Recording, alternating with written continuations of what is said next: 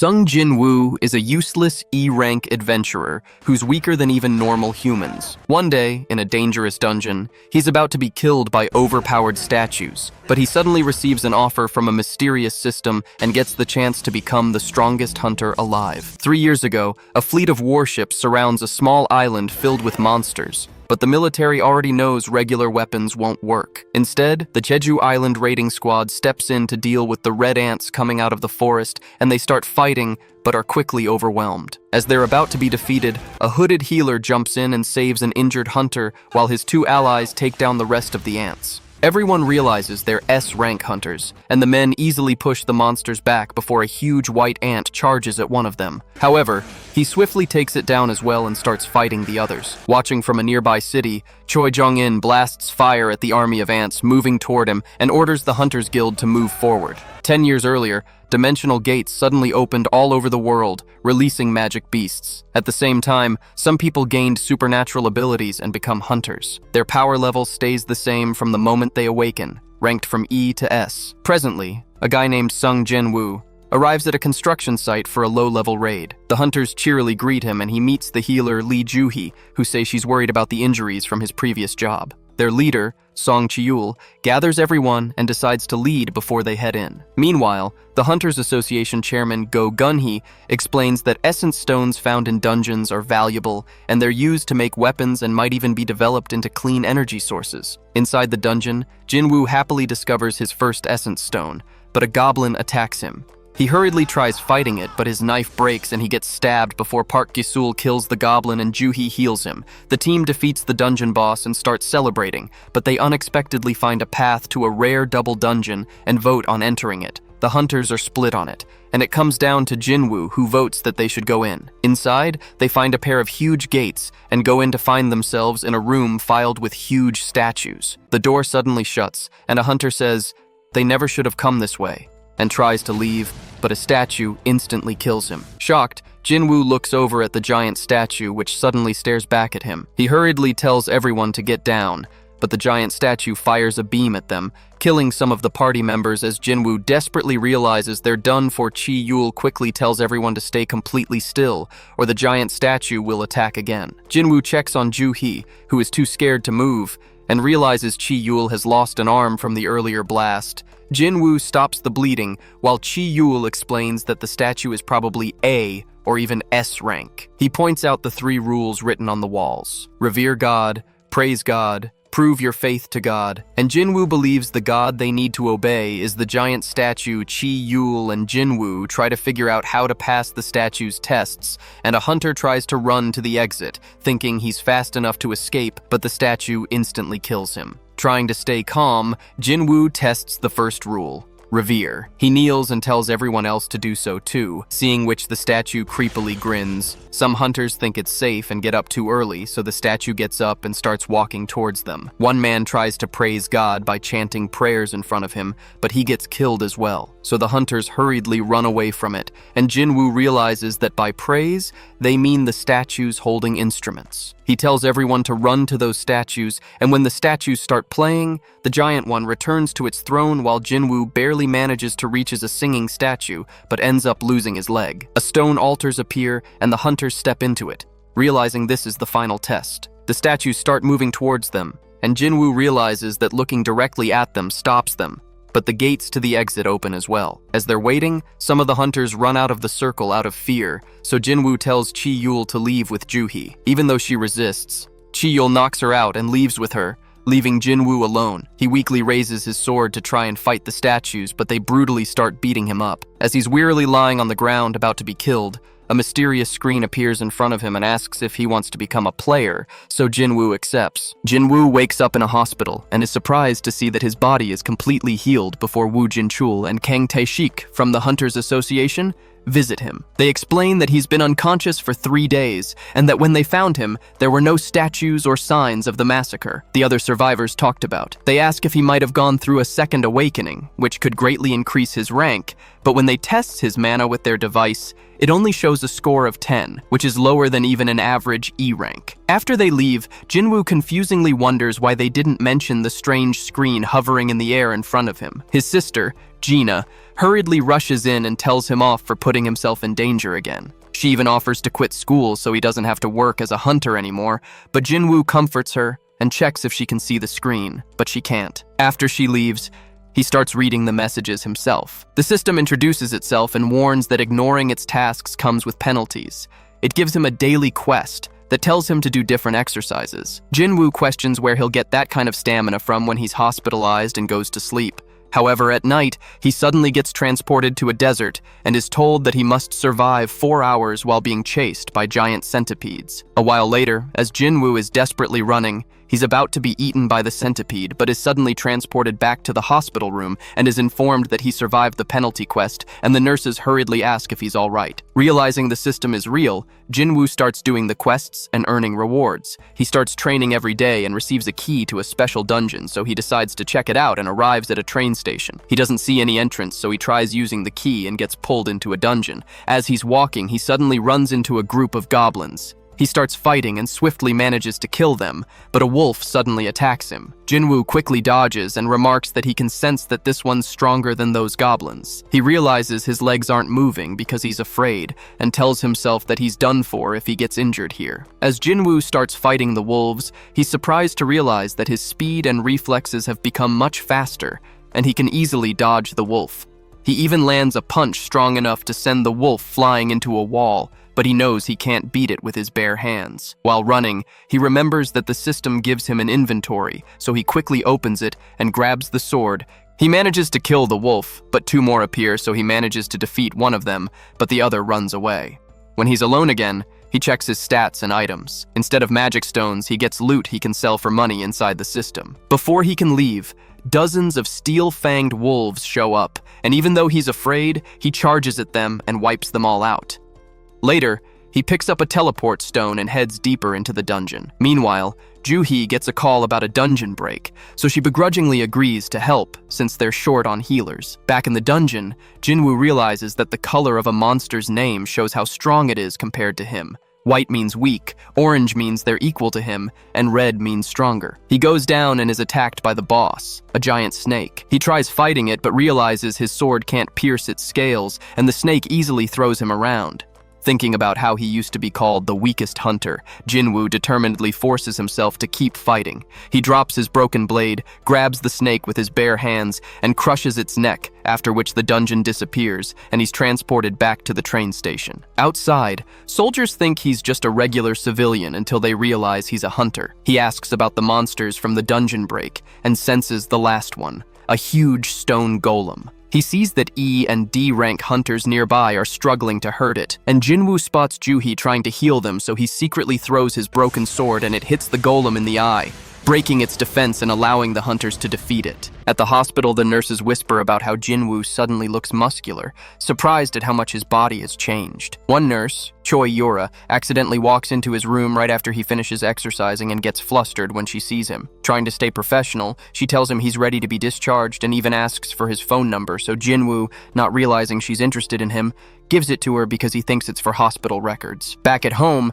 Jinna asks Jinwoo if he's been exercising, but he just tells her to take an umbrella with her. After she's left, he checks his system quests and raises his stats, reaching level 18 right before he gets a call from his landlord asking about overdue rent. Not wanting to depend on anyone, he decides to look for raid jobs right away. Even though he's gotten much stronger, he's still officially ranked as an E-rank hunter, so he looks for small, low-paying raids. He ends up joining a raid led by a guy named Hwang Dong-suk, who says he only needs him to fill the minimum number of people required to enter a C-rank gate. Jinwoo notices there's no healer in the group, but joins anyway and meets Yu Jinho, a D-rank hunter wearing very expensive armor. Inside the dungeon, Jinwoo senses insect-type monsters and warns the group before a swarm attacks. Later, when they reach the boss room, the other hunters betray Jinwoo and Jinho, locking them inside with a giant spider so they can keep the monostones for themselves. Jinho hurriedly asks what they're going to do, so Jinwoo steps forward to fight it.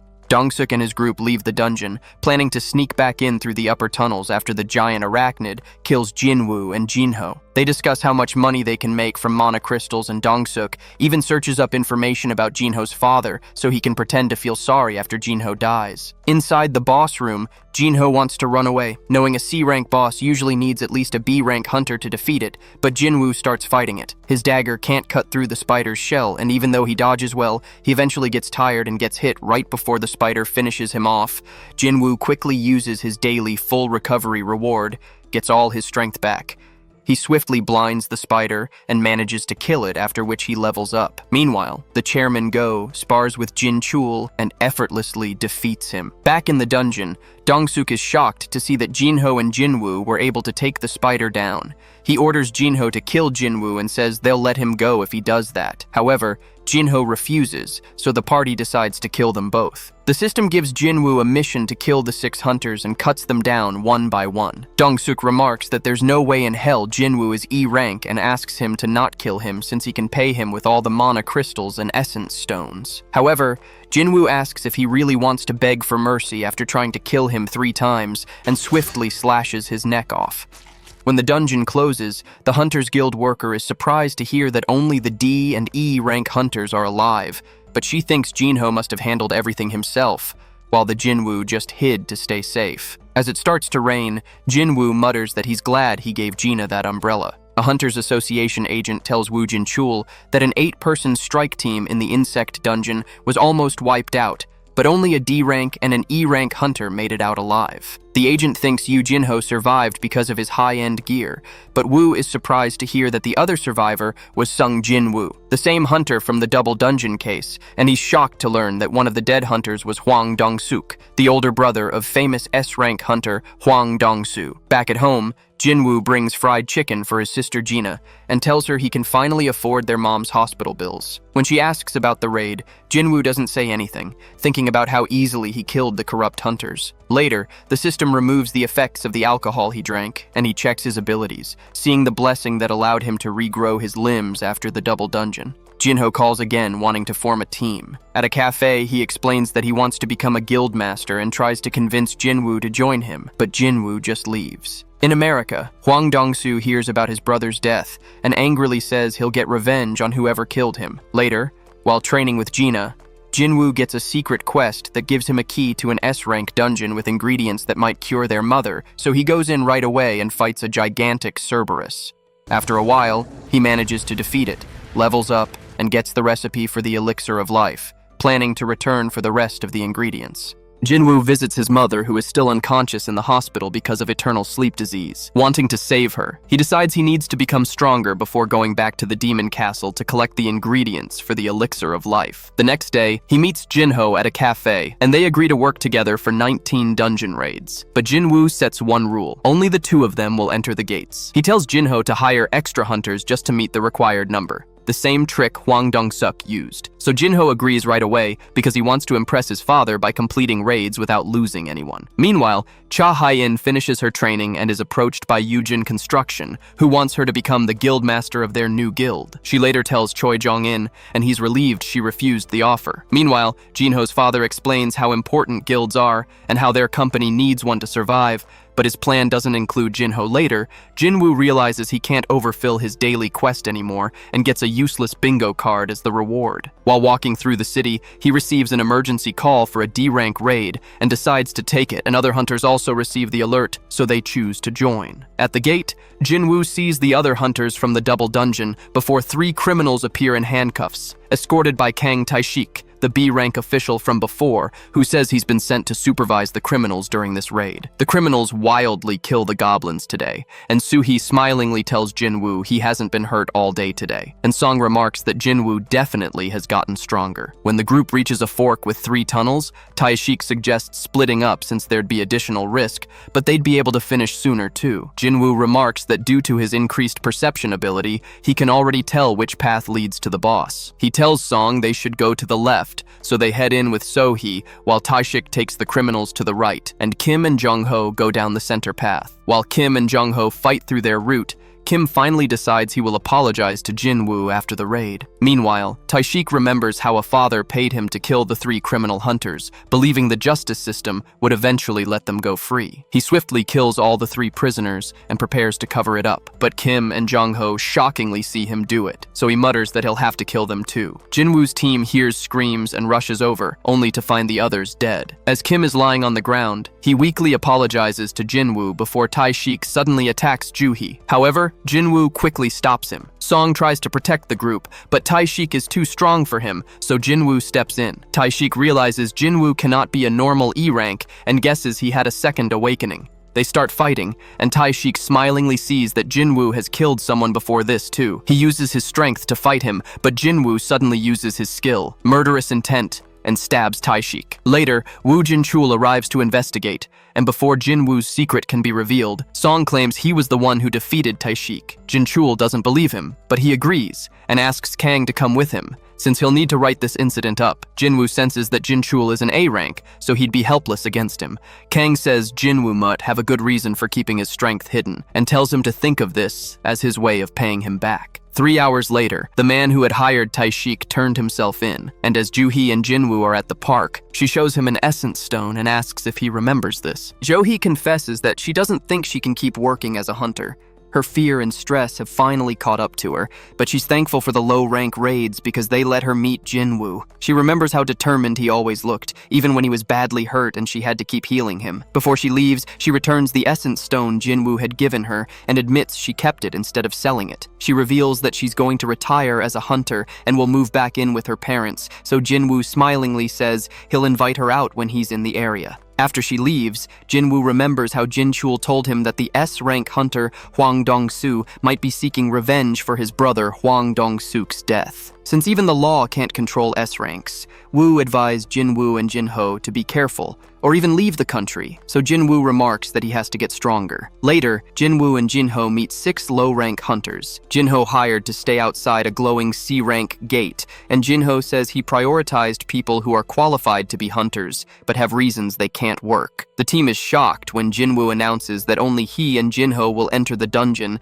and that they'll still be paid for just waiting outside. After Jinho checks the contracts, Jinwoo activates the stealth skill he learned from the runestone, and the 2 head into the gate. The hunters are stunned to see that Jinwoo and Jinho were able to clear the dungeon in just 1 hour, which is even faster than a full team, and they immediately head to the next gate. Over the next several days, they keep defeating one dungeon after another. Jinwoo levels up to 40 and learns some skills, but he realizes he needs more mana and decides to increase his intelligence, after which the system informs him that he now qualifies for the job change quest. Meanwhile, at the White Tiger Guild, manager An Sang-min notices that Jinho spent a huge amount of money buying C-rank gate rights. Remembering Jinwoo from the double dungeon and noticing how he keeps surviving extremely hard dungeons, An begins to suspect Jinwoo may have awakened again. He visits one of the gates and finds the strike team relaxing outside like they're on a picnic. When he learns Jinwoo is clearing the dungeon alone, he becomes even more curious. After Jinwoo finishes the raid,